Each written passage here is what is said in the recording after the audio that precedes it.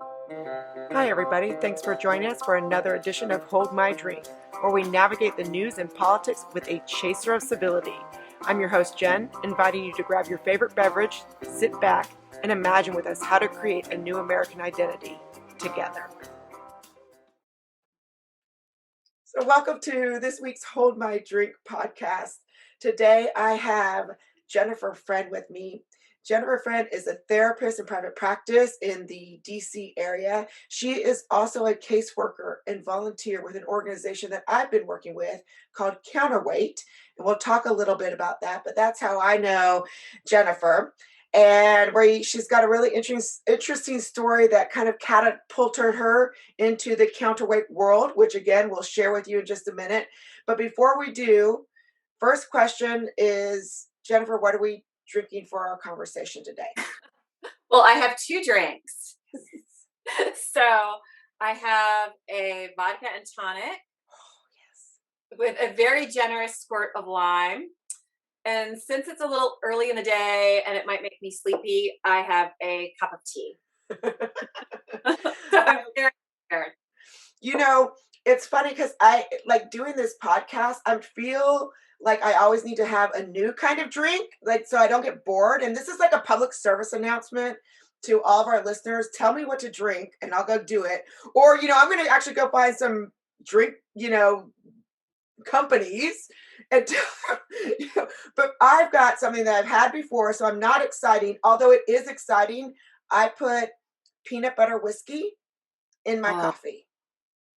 oh my gosh. Isn't that That's amazing? heaven. Yeah.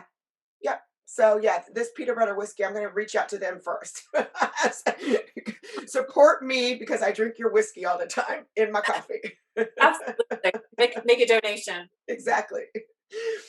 All right. So counterweight, and before we get into counterweight, I would love to hear your story of why you're even with Counterweight. You have a really interesting story. Let me back up. Counterweight deals with social justice. It's an organization that believes in weighs in on liberalism is its tagline, and they talk often against what's called critical social justice for our listeners who aren't familiar, and they definitely see a difference between social justice and critical social justice. And you recently had to experience that difference in your own life and in your own work. So share with us what that looked like. Well, it was not a very pleasant experience. Um, I was working for Fairfax County government as a therapist and a case manager for 15 years. And they started an equity policy, but the equity policy took a critical race theory and critical social justice approach to diversity, inclusion, and equity. And they posted on their equity website for employees a group of articles, podcasts, and videos that were supposed to aid us in understanding equity and learning more about equity. And they were actually virulently racist. There was an article stating that white women conspire with the police to murder Black men. There was a podcast making fun of white women, calling us Karens and Beckys, making fun of our lattes and saying that by a certain age where Beckys become Karens and we've reached maximum entitlement and casual white supremacy is the norm. And there were just all the usual articles on the website, Robin DiAngelo, that kind of thing, all very much, I think, very divisive in nature and painting all white people as white supremacists and racists. So it was really upsetting, and I thought that it was bad enough that somebody had to say something about it.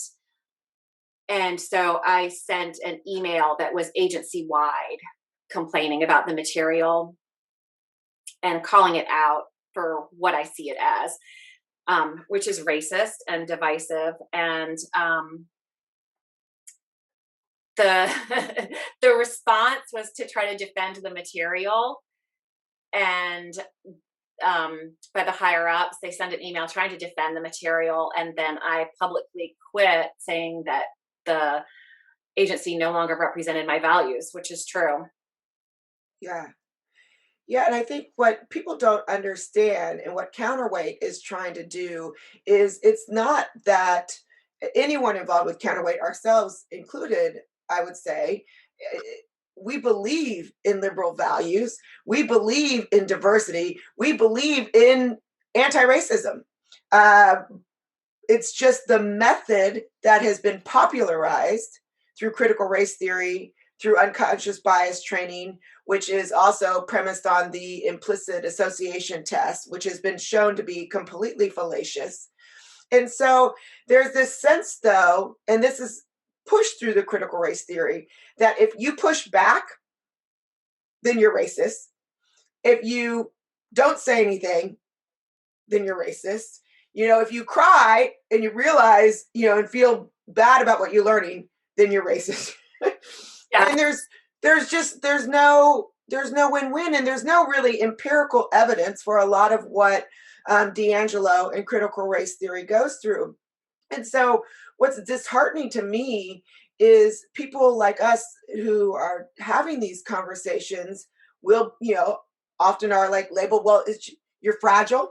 Because this is how D'Angelo says it, you're Yeah. fragile, white women's tears. And it doesn't allow for a conversation that would actually make the difference in racism in our country. Yeah, that's exactly what I think. It's just full of traps. No matter which way you turn, it's evidence against you. Right. And it's such a dysfunctional way to go about it. And part of what I loved about my work at the county was that I worked with people from all over the world, all different backgrounds, all different races, and it was wonderful. And my colleagues were from all over the world, and all of us got along really well. And I think this stuff is so divisive in the workplace. It does not help anybody. And I feel like it's also really negative towards the clients, because if you're training a group of therapists to see all white people as oppressors and all Black people or people of color as victims, I feel like that could start to taint how we treat our clients. And then that's interfering in the clinical work. So I was really opposed to it from that angle as well. And I've been interviewing quite a few people. I think there is also a pushback from some people, even in the Black and Brown communities, because it is, I always say this word, I get tongue tied, infantilizing. Yes. Like that, there's no agency. You are only oppressed. That's all you've ever known. You can't do anything about it.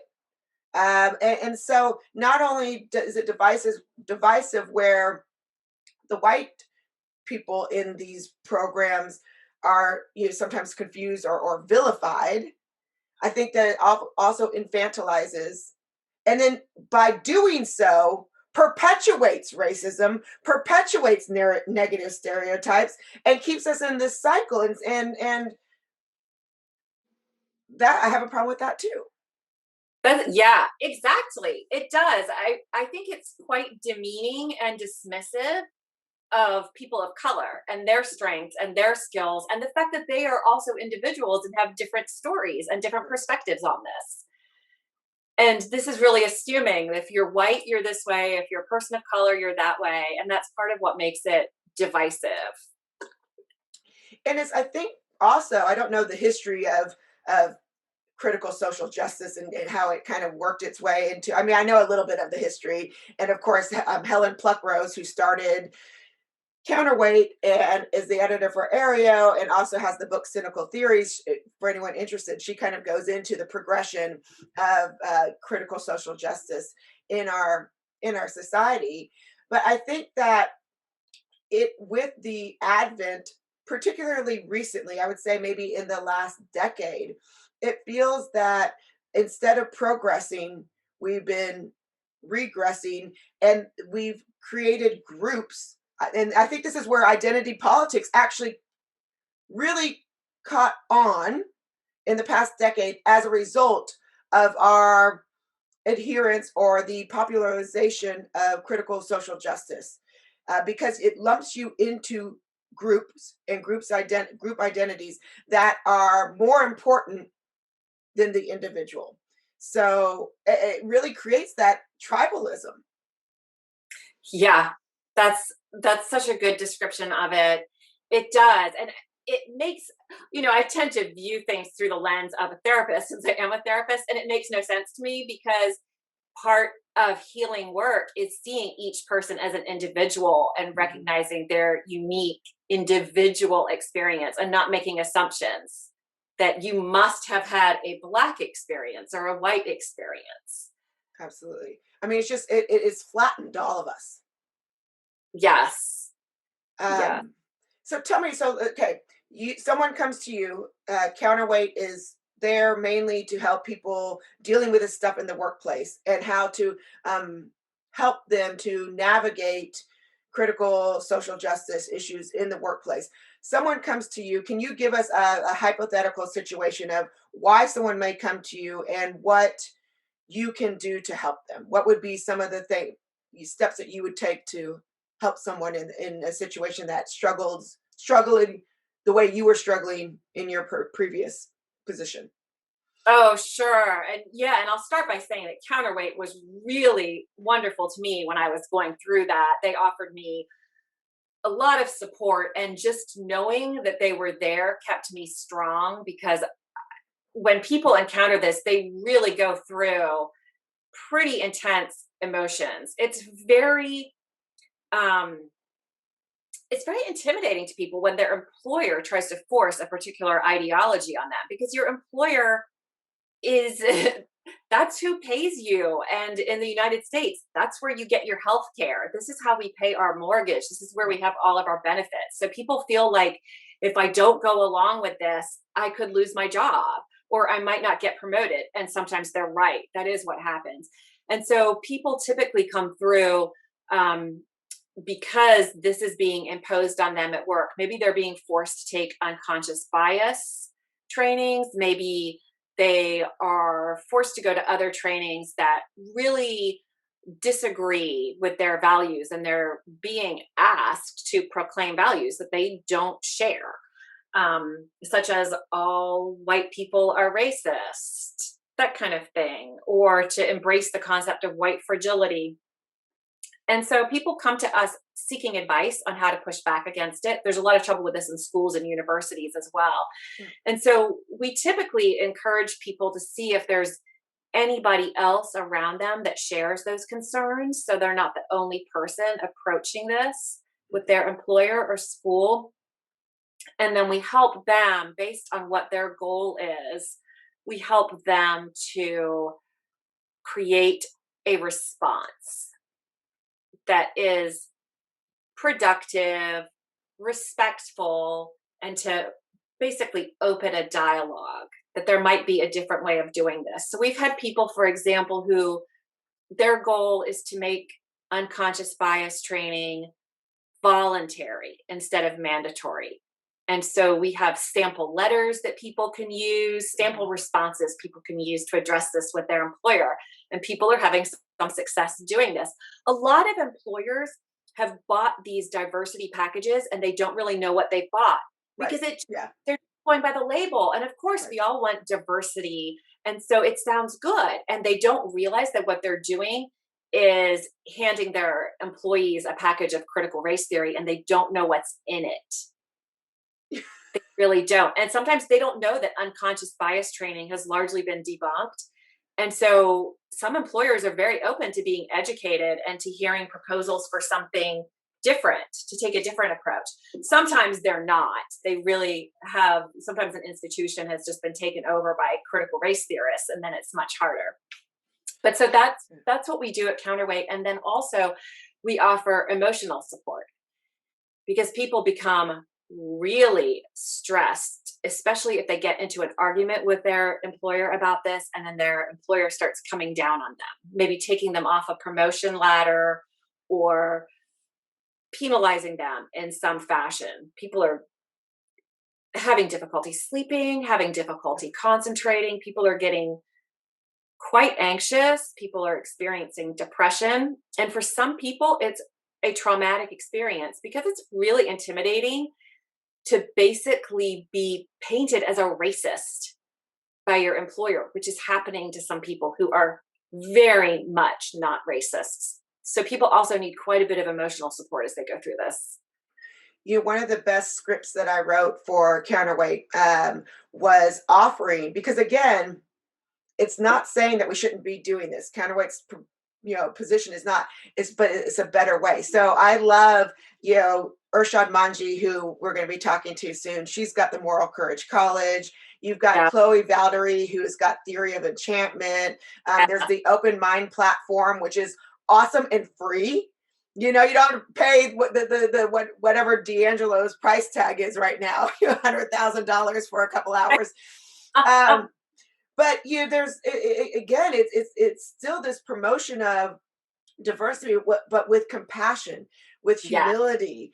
And I love Moral Courage College. I love what Chloe Valdery's doing. And I think that you're right. I think a lot of times, I mean, I see it kind of 50-50. I'm sure you do too. A lot of times I feel like if people just knew, oh, we could still do diversity training. It's just called Moral Courage College and not white fragility, or Theory of Enchantment, Chloe Valdery's.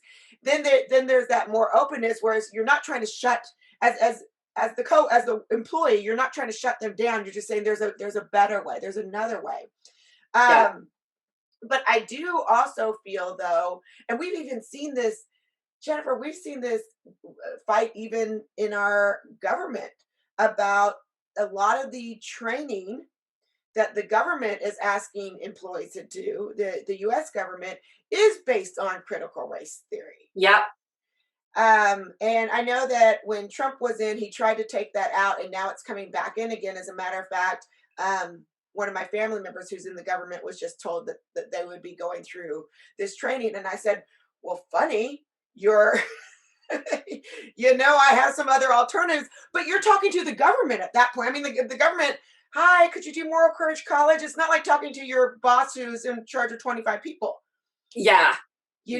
And so how to grassroots this up to the top is going to be challenging, because I feel like critical theory and the history of it, and I mentioned this earlier, its seeds were planted back in the 60s. It really gathered steam in the 70s, and obviously it started in academia, and it takes a couple of years, there's a couple of generations, but it's now infiltrated most of, I think, how we operate in society. And so that's the challenge, is saying there is another way. I'm not trying to shut you down. I'm not trying to cancel you. And that's Right. that's something interesting. So I've been seeing a couple articles lately that was talking about how people who were talking against critical race theory, that they themselves were engaging exactly in the cancel culture, hate that word, whatever, that they say that critical race theory engages in. And here's the thing.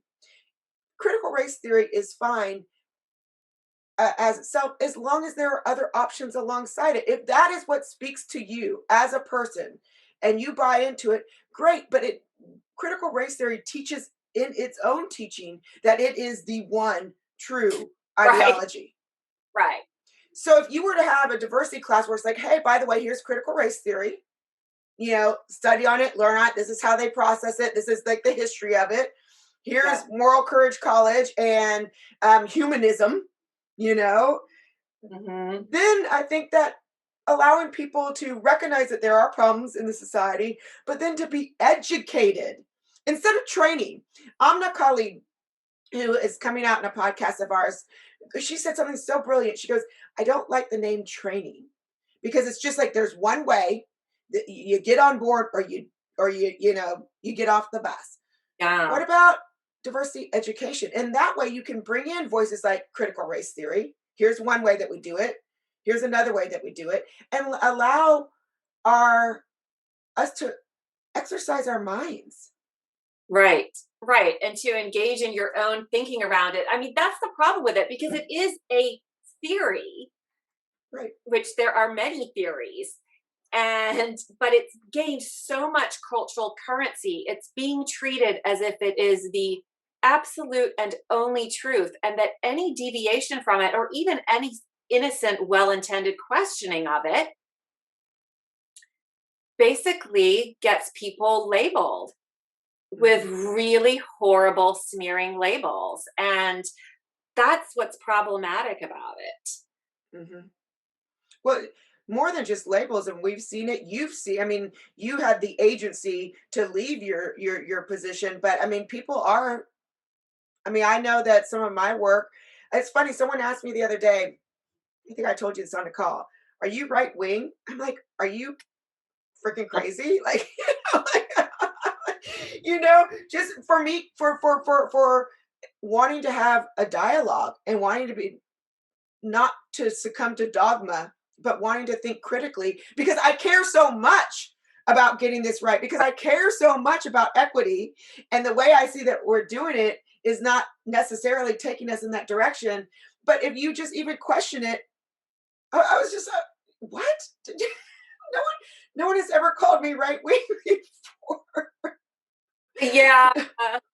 It's, I think some people really are just they're just trying to basically shut down dissent, and other people, I think, don't really realize what they've signed on to. And for me, any approach to diversity should be based on our shared humanity, Absolutely. and that we want everyone to do well. And that's why diversity is important, because we're all human at the end of the day. We all care about our families, and we have that shared human experience.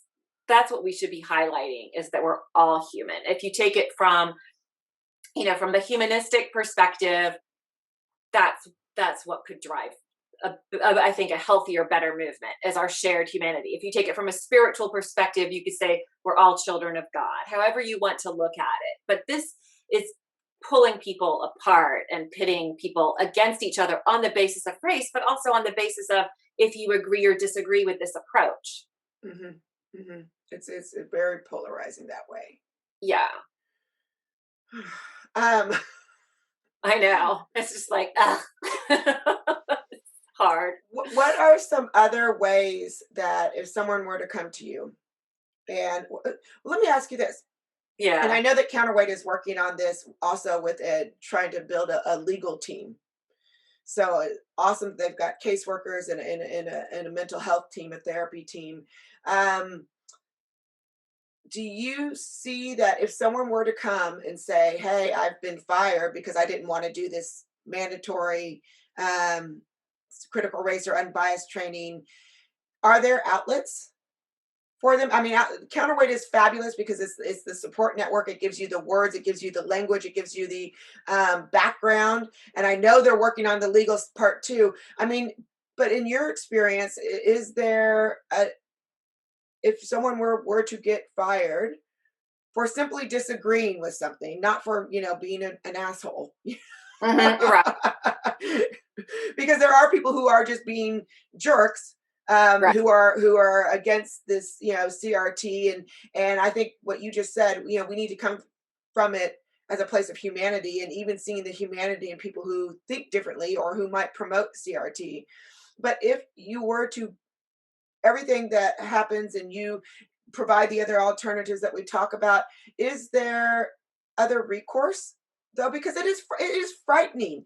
It is frightening when you have a mortgage to pay and kids to feed, uh, food to put on the table. I mean, it's just like we are being, what's the word I want to use, we are being not groomed, but we're being pushed into silence Yeah. and Bullying. bullying. Yeah, yeah, it's easier to be quiet. It's easier to, I've got my own thing, I've got my own life to live, whatever, get through this, put food on the table, tomorrow's another day. But if you actually are fired for this, are there any other recourses for you? Yeah, I have not yet had a case at Counterweight where someone's been fired. Um, I think there's definitely a threat of that. And so we do have some um, lawyers that are able to assist people, and also anybody who has been discriminated against or fired unfairly because of that, they could file a claim with the Equal Employment Opportunity Commission, the EEOC. Mhm. But yeah, like I said, we haven't had that case yet. I I hope it doesn't happen, but I don't think that that's necessarily not going to happen. It depends on how rigid your employer is. Yeah. But Yeah. there's definitely the bullying component to it. This is what everybody worries about, is being fired. And when I spoke out at my workplace, people I didn't even know wrote to me and thanked me and said, I have been so upset about this, but I can't speak out because my entire family's on my health insurance, Right. or I'm a single mom. Right. And so a lot of people disagree with this approach and really are in a very difficult position and don't want to take that risk of speaking out. I've heard that time and again, particularly in academia, both from teachers as well as students who just feel like, I'm not here to rock the boat, trying to get a degree, but that feel really uncomfortable in the Yeah, way we're talking about these things. yeah, and we've had a few students come seeking help through Counterweight, and they are students who dissent from this or question it, or don't just don't want to take this particular approach, are having trouble with their professors basically giving them poor grades, coming down on them in a variety of ways. It just, right now, critical race theory and critical social justice is being woven through our institutions, Yeah. corporations, government, our education, K through 12 and college. Hmm. It's really, I'm still I hesitate when I speak because I'm still honestly in a bit of a state of shock over how it happened seemingly to me so fast. I know this has been going on behind the scenes, and then it kind of just really picked up momentum. But as I talk about it, I still go in and out of a sensation of this surrealism. Like, we can't Yeah. really be having this conversation, you Yeah. know? Well, I just think that if, you know, if not for people like you speaking out, I don't think that there would be a change in the dialogue. So just so thankful for your courage. And as a matter of fact, I was talking to a friend the other day who is very, very liberal, but he's very, very against what he calls the illiberal left. Although he's also very against the right as well. I mean, he's definitely he's left. Um, but he was just saying, he goes, wokeness has become a dirty word. And I was like, whoa, really? I was like, what are you reading? Because I would love to see that. And I actually started to look into it a little bit more. And there is, I don't think we're alone anymore. I do think that there is a momentum. I think they're still kind of being labeled and poo-pooed as though that's coming from the right. But there are enough people like yourself, like the people at Counterweight, like my friend who has his own podcast who's very liberal, enough liberal voices who are saying, no, no, and so I don't know. I kind of got excited when I heard him say that because I hadn't really seen what was seeing that was suggesting that some people are saying this isn't the way that we do it. So maybe we're riding a wave. Yeah, I have a lot of hope. I think there is reason definitely to be hopeful because more people are becoming aware of this. I think honestly, in the beginning, when this first started kind of coming into the schools and into people's jobs, they thought, oh, oh, good.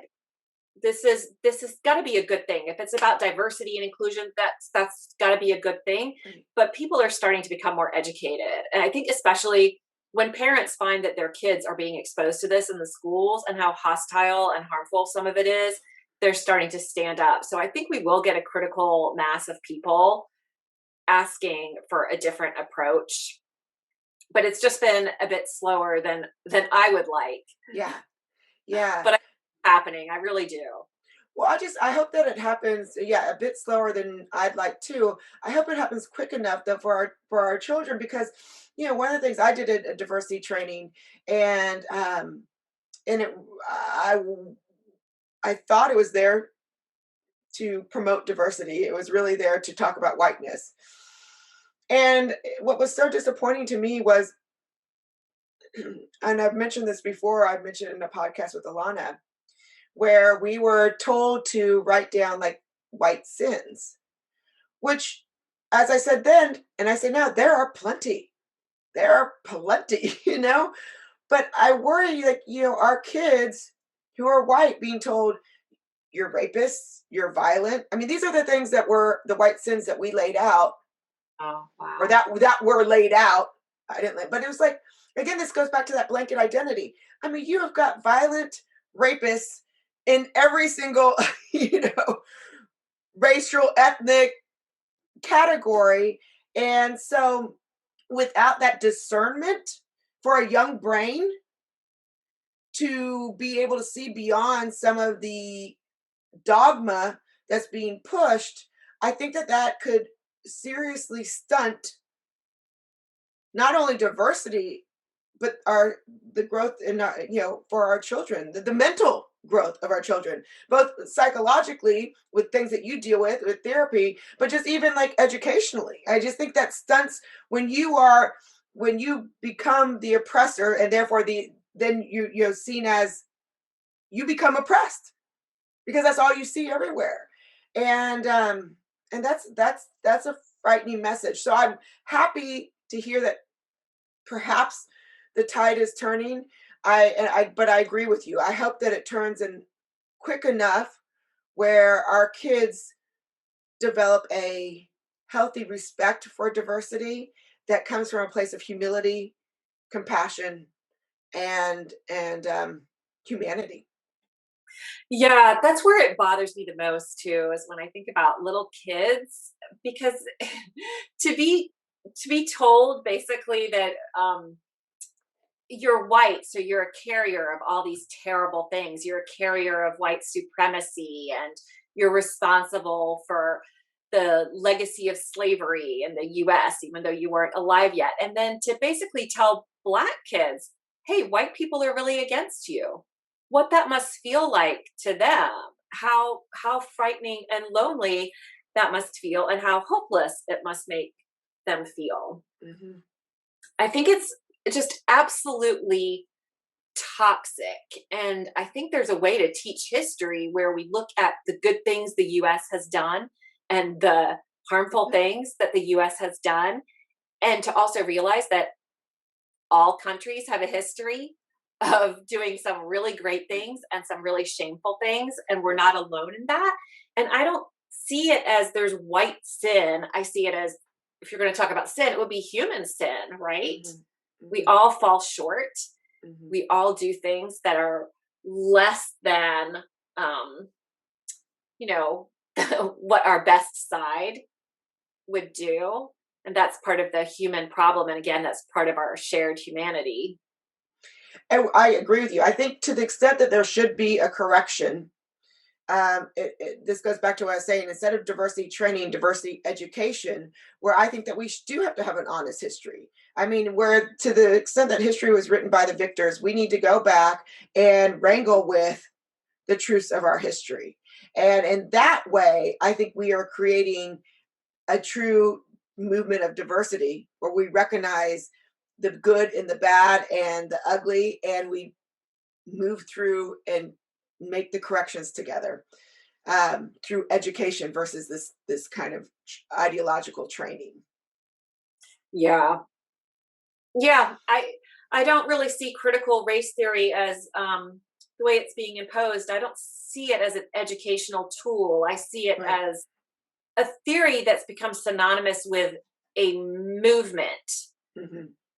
And it's really people who are the strongest proponents of it. It's really kind of like a religion for them. And they're Indeed. fundamentalists. They don't tolerate Indeed. any deviation from it Indeed. whatsoever. Indeed. But I would say you're right. Absolutely, 100% agree. But it's being used in education. I Yeah, mean, we are changing full education systems, including things like science and math, I know. I know. based on this, which again, like you mentioned, it's a theory. It's a theory that should be explored. It's not without its own merit, but everything is being changed on a theory that claims one truth in a religious fervor that has us teaching math differently. Yes, yes. Did you see that thing? I forget where it's from, but it said white supremacy shows up in the classroom when the focus is on getting the right answer. That's a sign of white supremacy. I mean, that's a if I was a person of color, I would find that offensive. Oh, absolutely. Yeah. Infantilizing, right? It's kind Hmm. of suggesting that perhaps people of color can't get the right answer, so we're not going to even require that. And it really, I sometimes think that some of the schools that are failing, that have really poor literacy rates and where the children are really behind in their math scores, this is a great way of deflecting attention from that. Interesting. I hadn't Easier thought to of it. do this Yeah. than and just regurgitate this critical Hmm. race theory. Hmm. It's easier to do that than it is to figure out why those schools are failing and bring up their educational standards so that all of the students can succeed. This isn't helping children that are falling behind. It's not helping black children to succeed by doing this. It almost becomes a self-fulfilling prophecy. Hmm. Instead of what you said, deflecting, you're instead of like focusing on the problem to actually teach and change the system, we're just perpetuating it. Yeah, Oh, it's not your fault. You know, don't worry, it's because math is racist. That's right. not helping anyone. And then, like I said, it comes Oh, down to we care about this issue so much. This is just, it makes my head explode. no. I know, it's actually eliminating opportunity by focusing on that instead of repairing the broken education system. It's eliminating Hmm. opportunity for people of Hmm. all races. Of It's all races. just horribly wrong. All right. Well, I'm almost done with my drink. Let's try to end on a good note. What are Ab- No, it's so depressing. It's hard to talk about this stuff without spiraling, isn't it? right? Well, and that's why I put peanut butter whiskey in my coffee. Hey, the way it turns us all into this is going to turn us all into day drinkers, you know? My husband got tired of buying me bottles of wine, so now he just brings back a box of wine a week. So there's Yeah, and that. everyone's drinking more and eating more since the pandemic. Uh, it was fine. I mean, I'll end on a really good note. We touched on this already. I love what you're doing. I love that there are resources like you in the world that are approaching this with humanity, humility, and compassion. I think those are kind of the three things that I try to focus on. I love that we're working together. I love being your colleague in Counterweight. I think that we are riding a wave that hopefully just continues to grow and gather steam. And for listeners out there who are dealing with these problems, there is a resource in Counterweight. So check it out. It's counterweightsupport.com. Yeah. Um, and yeah, thank you. Thank you for everything you do, Jennifer. You bring me hope. Oh, thank you. Thanks for all you're doing, and thanks for having me on today. It's been really fun. It's been fun. I'm so glad you brought your vodka tonic with you. I'm going to try some of that peanut butter whiskey for sure. Thank you for listening to this episode of Hold My Drink. Like or subscribe to the show and check out the show notes for links to source material and to our website where you can find what each of us is reading every week, different news with different views. If you have a topic that you would like us to explore, drop us a line. And join us next week as we say, hold my drink, and the conversation gets real.